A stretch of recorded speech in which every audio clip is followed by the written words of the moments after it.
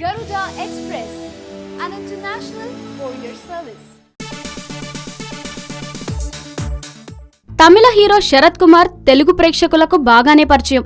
ఒకప్పుడు ఆయన తమిళంలో కథానాయకుడిగా నటించిన సినిమాలు తెలుగులోకి అనువాదమయ్యాయి. నేరుగా తెలుగులోనూ కొన్ని సినిమాలు చేశారాయన.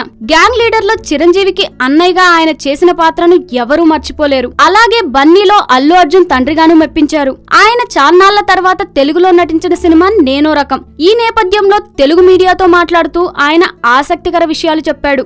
మెగాస్టార్ చిరంజీవితో తనది గొప్ప అనుబంధమని, ఆ చనువుతోనే ఆయన 150వ చిత్రానికి నటిస్తానని స్వయంగా అడిగానని శరత్ తెలిపారు. అయితే తాను చిన్న పాత్ర ఏదైనా ఇవ్వమంటే అలాంటి పాత్రలు నువ్వు చేయడమేంటి వద్దు అని చిరంజీవి నో చెప్పేశాడని శరత్ తెలిపాడు. గ్యాంగ్ లీడర్ చేసేటప్పుడే చిరు తర్వాతి సినిమాల్లోనూ నటించే అవకాశం ఇవ్వమని అడిగానని, అయితే నువ్వు పెద్ద హీరో అవుతావురా వద్దులే అని చిరు చెప్పాడని, ఆయన అన్నట్లే తాను తమిళంలో స్టార్ హీరోగా ఎదిగానని అన్నాడు Sarath. Hi yo yo viewers, subscribe చేసేటప్పుడు అక్కడ ఉండే గంట సింబల్ ను ప్రెస్ చేయడం మర్చిపోవద్దు.